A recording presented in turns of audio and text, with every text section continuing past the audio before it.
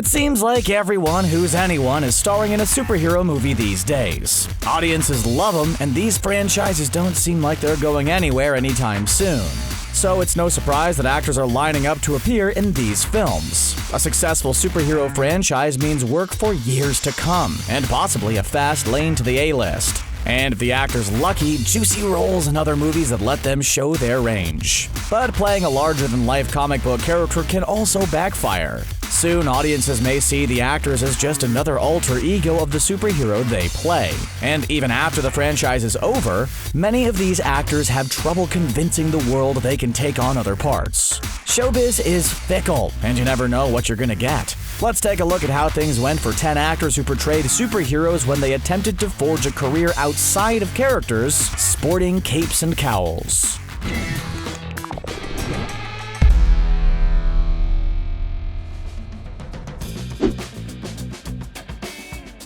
Chris Hemsworth was a virtual unknown in America when he landed the role of the Marvel Cinematic Universe's Thor. As soon as the movie hit theaters, though, Hemsworth instantly became a household name. The actor seemed perfectly suited to Thor. He was beautiful and brawny in just the right measures, and he embodied the role as if he was born to play it. It also didn't hurt that most viewers knew virtually nothing about the man behind the God of Thunder.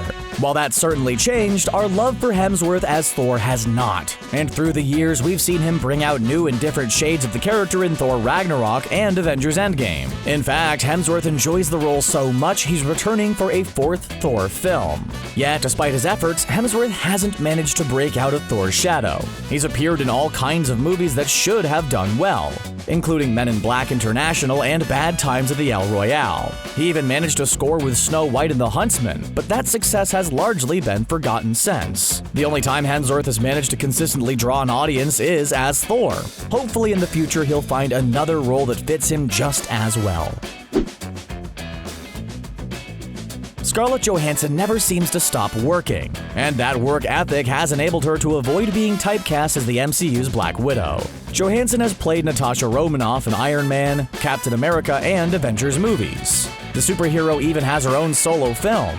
Yet despite spending all that time playing a single character, Johansson always offsets that with parts in very different films. In 2019, she played Black Widow in Avengers Endgame, and then appeared in Marriage Story and Jojo Rabbit to great acclaim. She even received Oscar nominations for the latter two films. Of course, she isn't immune to a flop every once in a while. For every Lucy or Her, there's a rough night or Ghost in the Shell. Yet Johansson's willingness to dive into any part that she finds interesting makes it clear that she's so much more than just Black Widow.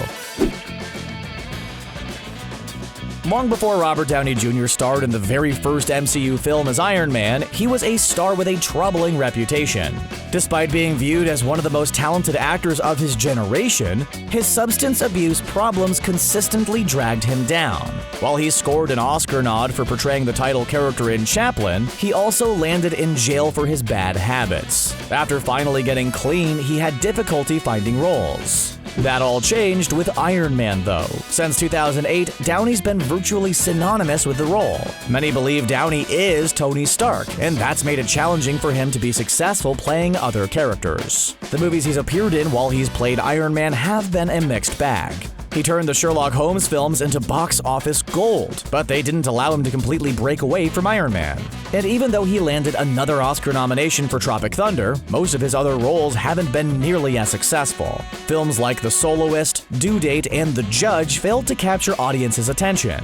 And the less said about Dolittle, his first movie after leaving the MCU, the better. Of course, Downey is still a great talent. If he finds the right parts, he could transcend Iron Man yet.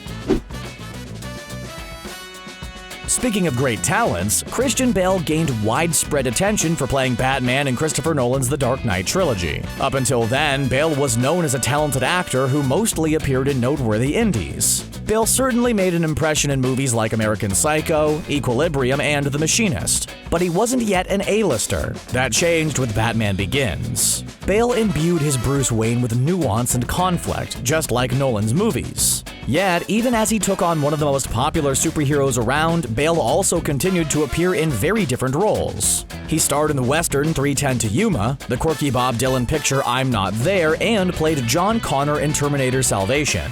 Bale even won an Oscar for for his role in The Fighter. Since his time as Batman came to an end, Bale has continued to take on an array of surprising roles. That's made Bruce Wayne just one of many parts the chameleonic actor has portrayed. When Christopher Reeve starred as the Man of Steel in 1978's Superman, it was one of the first big-budget superhero blockbusters of modern times, and audiences were head over heels for his take on the character. Reeve brought a blend of charisma and dignity to the role that made his Superman undeniably compelling. He starred in 3 sequels, ending with Superman 4: The Quest for Peace in 1987, but never quite managed to shake the superhero. Reeve was a Juilliard-trained actor with a great deal of range and ability, but when he wasn't playing Superman, he often chose to play more dramatic roles, while rejecting the numerous action films he was offered. Audiences had a hard time accepting the Man of Steel as a mere human, and Reeve never quite managed to overcome his association with Superman. Perhaps the closest he came were roles in the TV movie remake Rear Window and on Smallville, which he took on after he was paralyzed in an incident. Reeves' life was sadly cut short before we got to see more of what he could do. Fans were livid when it was first announced that Michael Keaton would play the Dark Knight in the 1989 movie Batman. Keaton was already famous, but for a very different kind of role. He was considered a comedic actor and was known for movies like Mr. Mom and Beetlejuice. But Keaton proved all the skeptics wrong. He demonstrated he was more than capable of being dark and gritty in Batman and Batman Returns. In fact, the 2 movies made such a splash that soon it was difficult for audiences to see Keaton as anyone other than Bruce Wayne. Although he worked steadily after playing Batman, Keaton had trouble reaching the level of success he'd had before the superhero came into his life. That is, until he starred in Birdman as a washed-up superhero actor. The movie won the Oscar for Best Picture, and Keaton scored a nomination for Best Actor. And suddenly, Keaton was back on top. Since Birdman, he's appeared in blockbusters like Spider-Man: Homecoming and prestige films like Spotlight. Like his on-screen brother Chris Hemsworth, Tom Hiddleston wasn't well known to movie fans when he landed the role of Loki in Thor. Yet Hiddleston made Loki so much more than a one-note villain that fans clamored to see more of him. By the time he played the character in the first Avengers, Loki had become an important part of the MCU. Hiddleston continued to appear in the franchise through 2 more Thor films, Avengers: Infinity War and Avengers: Endgame. Throughout that time, Loki was everything from the big bad to the begrudging hero, and while the character met his fate in Infinity War, he's still headlining his own series on the streaming service Disney+. Hiddleston's played other parts in movies like Crimson Peak and Kong Skull Island during his time as Loki. He even won a Golden Globe for the limited TV series The Night Manager. Over years as the God of Chaos, however, Hiddleston seems to have thoroughly embraced his association with the character, and it looks like he's having a blast every time he plays him. As a result, Hiddleston seems to be happy to stay Loki as long as he can, and fill the rest of his time with lower-profile projects. In a way, Ryan Reynolds' rise to fame was a long time coming. Reynolds had been a well-known actor for a decade and a half before Deadpool came out. He'd done everything from rom-coms to prestige movies to action flicks. He even played a different version of Wade Wilson in X-Men Origins Wolverine and starred in the would-be superhero blockbuster Green Lantern. Yet he never managed to get onto the A-list. Then Deadpool happened and Reynolds finally made the leap to the big time. The role of Deadpool seems to be Reynolds' dream part, so he's not only embraced the anti-hero's persona, he's also been heavily involved in crafting each of the Deadpool films he's starred in, and his higher profile has allowed him to appear in other films he seems to genuinely enjoy.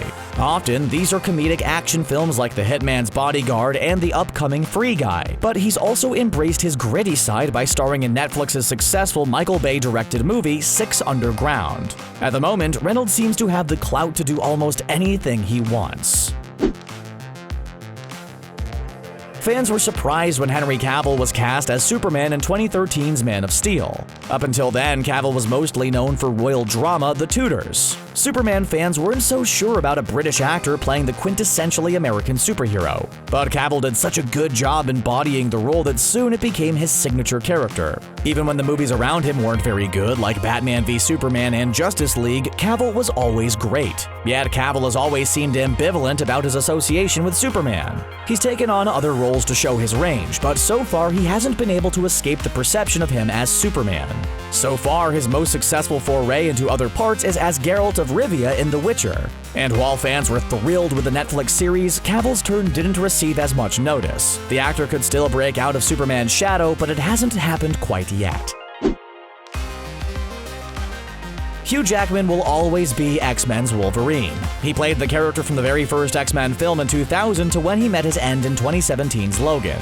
In that time, Jackman left an indelible impression on fans that would be almost impossible for another actor to overcome. And yet Jackman himself has managed to carve out a career as a well-rounded movie star. In fact, one of the things Jackman is best known for is his musical theater chops, something that would make Wolverine cringe. Yet Jackman has appeared on Broadway, top-lined of the movie The Greatest Showman, and received an Oscar nod for Les Mis. He's had more than a few misses along the way, too. You might remember Australia, or Chappie, or Pan, or maybe not. Yet by showing he can play roles completely unlike Wolverine, Jackman has been recognized as a talented actor who can do almost anything. So there you have it. 5 actors who've managed to branch out from their superhero roles and 5 who didn't. Do you think any of the actors who haven't transcended their superhero roles might be able to make it happen in the future? Are there any other actors who've played superheroes who fall into either of these categories? Tell us all about it in the comments below. And before you go, don't forget to like and subscribe to The Binger. Thanks for watching.